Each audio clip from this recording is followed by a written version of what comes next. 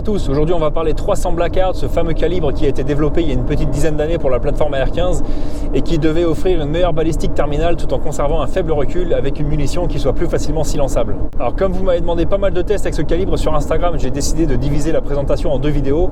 Une première aujourd'hui plus axée défense personnelle avec des munitions à pointe creuse, en subsonique et supersonique, avec des distances un petit peu plus rapprochées. Et puisque ce calibre a été adopté par plusieurs armées, on fera une deuxième partie un petit peu plus axée militaire avec des balles FMJ blindées et des distances un petit peu plus éloignées.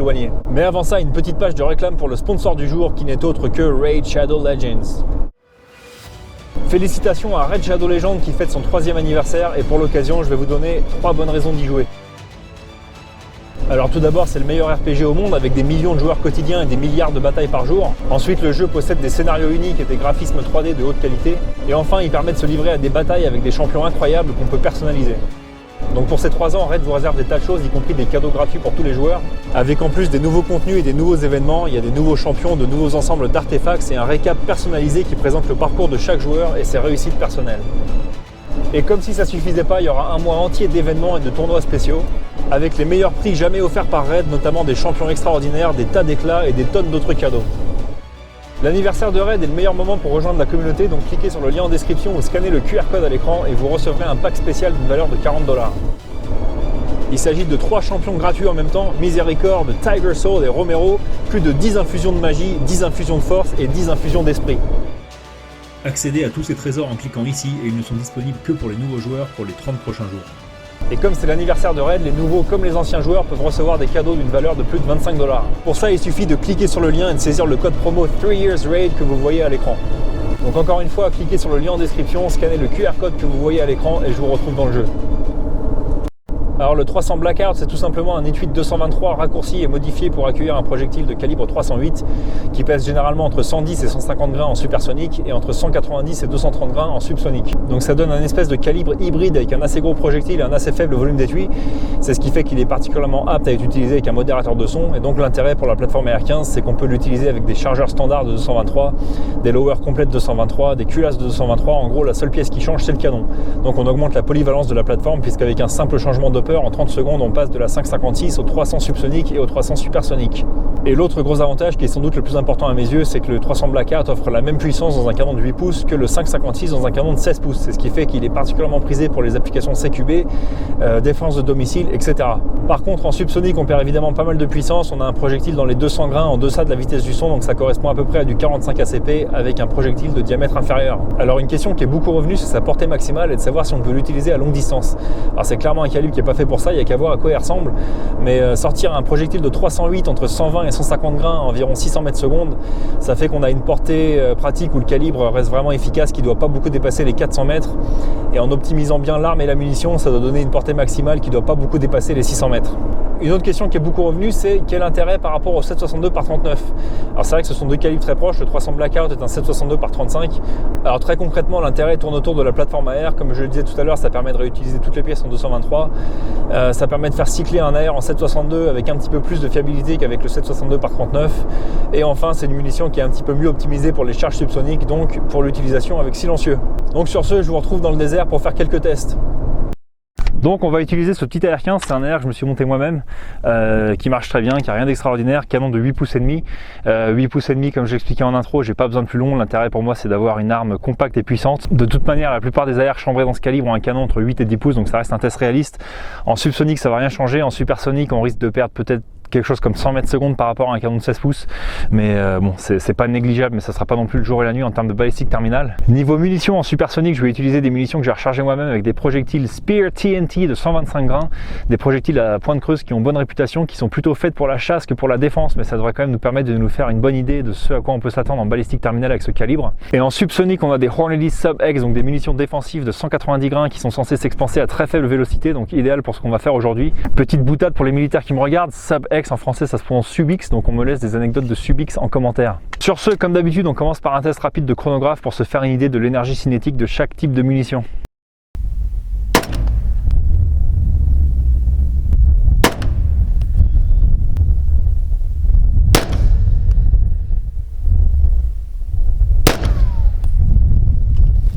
Bon, on a environ 1450 joules en supersonique, donc comme prévu, l'équivalent d'un 223 dans le canon de 16 pouces. Et en subsonique, on a quelque chose comme 640 joules, donc encore une fois, proche d'un 45 ACP par exemple.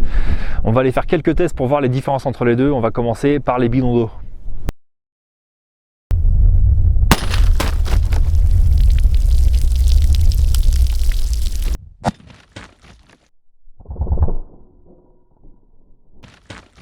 Pour le coup, c'est vraiment pas très impressionnant. On a le trou d'entrée ici, trou de sortie ici sur la première bouteille. Ensuite, la deuxième bouteille, c'est un petit peu mieux. Troisième bouteille, bon, il reste vraiment pas beaucoup d'énergie. Donc ça va traverser les trois en faisant très peu de dégâts. On va passer au supersonique. Bon, ça devrait être beaucoup mieux.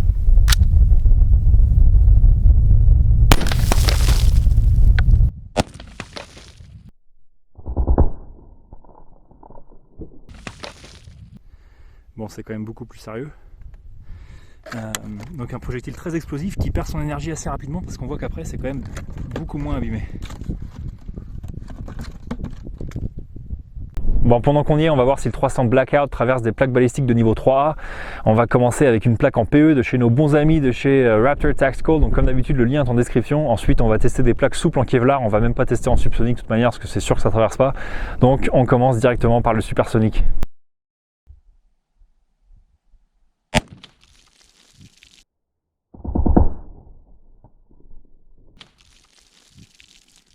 Contrairement aux apparences, on n'a pas traversé. La balle s'est arrêtée ici, mais c'est la force de l'impact et la déformation de la plaque qui sont venus éclater la bouteille. Il n'y a pas de trou de sortie, il n'y a pas de projectile dedans, le projectile est juste ici. Donc bon, je suis assez surpris, le 300 ne passe pas, on va tester une plaque souple. Donc la déformation de la plaque à l'arrière quand elle se prend un projectile de 125 grains propulsé à 600 mètres secondes, elle est pas mal amochée, hein. On doit le sentir passer. Donc comme d'habitude, plaque anti-trauma obligatoire. J'ai mis 2 épaisseurs de mousse pour donner une chance de survie à notre bouteille et c'est parti, 300 Blackout supersonique.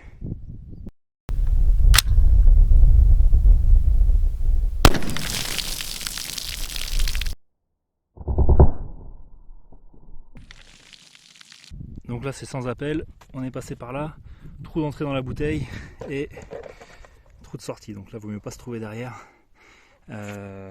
Et on voit que les gilets en PE sont vraiment supérieurs aux gilets souples.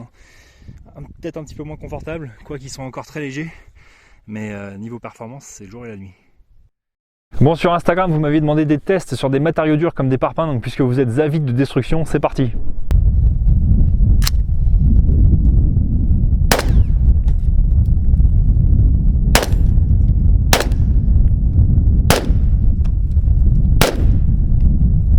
Bon, les parpaings, ça a beau ne pas être le test le plus utile, on voit qu'on n'a quand même pas un très gros pouvoir de destruction. Donc là à gauche 3 coups en subsonique et à droite 3 coups en supersonique.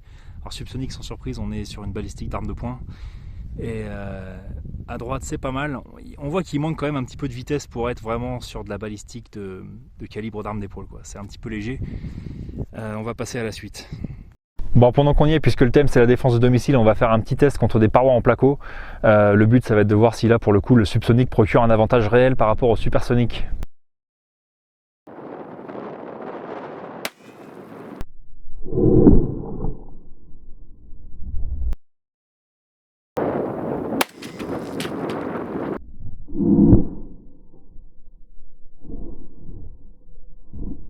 Alors trou de sortie en supersonique et trou de sortie en subsonique. C'est quand même un petit peu plus modeste. Donc les trous d'entrée sont là, et là à la troisième paroi on voit qu'on est complètement de travers. C'est d'autant plus flagrant avec la subsonique à gauche. Et on est sorti complètement de travers également, et je me risquerais à dire qu'arrivé là on a quand même perdu beaucoup de létalité en subsonique. Maintenant on va faire un test de précision à 100 mètres, on est au point rouge de MOA, ça va surtout permettre de se faire une idée de la différence de point d'impact entre le supersonique et le subsonique, des projectiles lents et lourds donc, avec la même arme et à la même distance.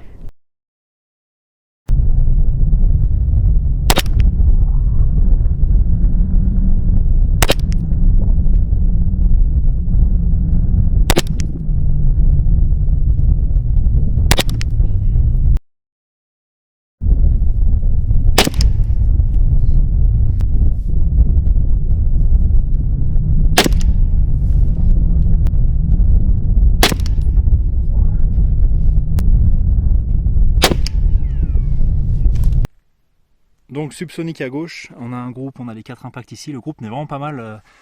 Pour un point rouge de MOA à cette distance, là on a à peine 2 MOA. Et à droite, on a ouvert un petit peu, je ne sais pas si le flyer est dû à moi ou à la munition.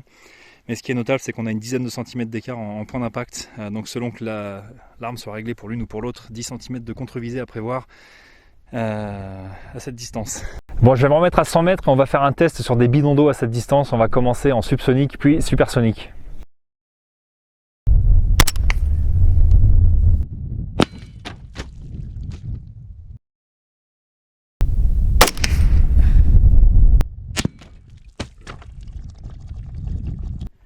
En subsonique, on a le trou d'entrée juste ici. On a traversé en faisant des dégâts assez similaires à tout à l'heure. On n'a pas beaucoup perdu. En supersonique, on a le trou d'entrée juste ici et trou de sortie là. Donc c'est quand même beaucoup moins impressionnant que tout à l'heure. L'écart s'est resserré entre les deux. À cette distance, on perd environ 50 mètres secondes. Je ne sais pas si c'est suffisant pour impacter la performance de ces pointes creuses là à ce point là, mais voilà ce que ça a donné.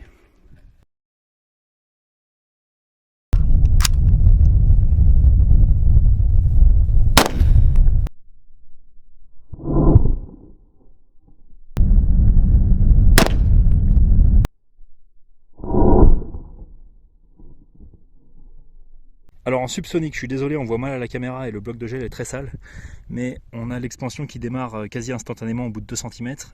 Et ensuite on a une cavité, ma foi, assez modeste, qui va jusqu'à 45 cm. Donc là on a une pénétration adéquate. Alors en supersonique, il ne se passe rien sur les 10 premiers centimètres, on a l'expansion qui démarre ici. Ensuite on a une cavité permanente qui est quand même assez impressionnante, c'est le double environ de ce qu'on a eu avec le subsonique. Et le projectile est venu s'arrêter en 2 parties, ici et là, au bout de 55 cm. Donc là on a une pénétration largement satisfaisante, une belle lésion. On va aller récupérer les projectiles. Donc j'ai retrouvé le projectile subsonique 190 grains, donc expansion irréprochable malgré sa faible vitesse. Donc à ce niveau là il n'y a rien à dire. Et je vais aller chercher l'autre. Et notre TNT 125 grains supersonique, il est complètement séparé de sa chemise. J'ai retrouvé ces morceaux là dans le gel et j'ai retrouvé le projectile, ou du moins une moitié de projectile complètement déformé. Et maintenant on va passer à la mid target.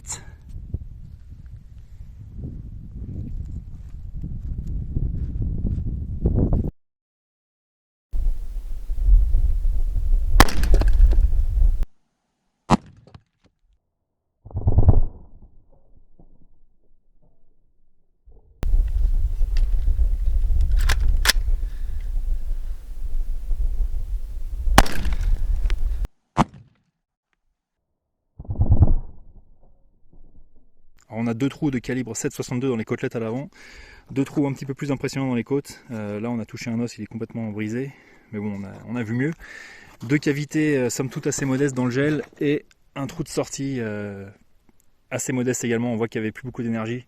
J'ai retrouvé les 2 projectiles très bien expansés dans les premières couches de couverture.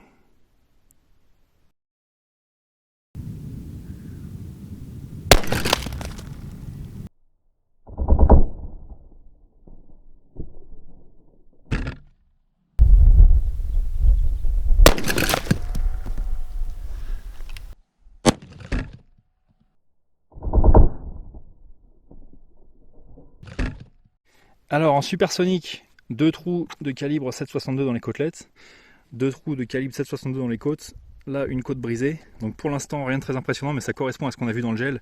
Pas d'expansion sur les premiers centimètres. Ça commence à devenir intéressant dans le gel. Je change de côté parce que je fais de l'ombre. Donc là on commence à avoir de la belle cavité. On a embarqué de l'os, du plomb, etc. Ça commence à causer, le gel est bien ravagé. Et nos 2 trous de sortie dans les côtes qui sont vraiment impressionnants. Sur les 2 projectiles, j'en ai vu un taper au loin dans le sable et l'autre, je l'ai retrouvé.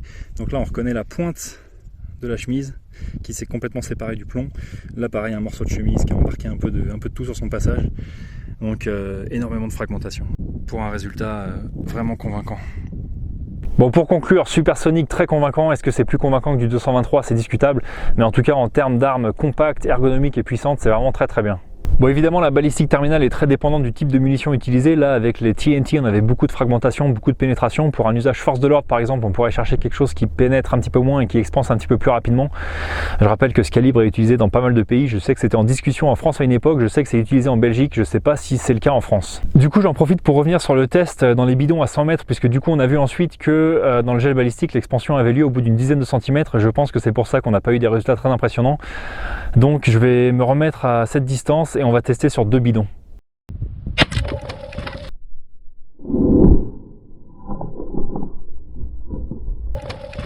Voilà, nos doutes sont levés, des dégâts assez faibles dans la première bouteille et dévastateurs dans la deuxième. Bon, ensuite pour les munitions subsoniques, évidemment le gros avantage avec un modérateur de son, c'est que c'est l'un des calibres les plus silencieux. Même là sans silencieux, je ne sais pas si ça s'est entendu en vidéo, mais les munitions subsoniques, vous avez quand même pas beaucoup de bruit. Ensuite, niveau balistique terminale, c'est quand même un petit peu médiocre. La question se pose légitimement de savoir si une PCC en 45 ACP ne serait pas un meilleur choix pour une utilisation exclusivement subsonique. Je me risquerais même à dire que la balistique terminale est meilleure en 45 et à un plus faible coût. Mais bon, ça donne quand même un calibre extrêmement polyvalent, facile. D'ailleurs, il y a pas mal de monde qui m'a posé la question du recul. C'est vraiment similaire au 223, je vois pas vraiment la différence. Sauf en subsonique où là il est encore plus faible, donc facile, polyvalent, idéal pour du CQB qui tient la route jusqu'à 300 mètres.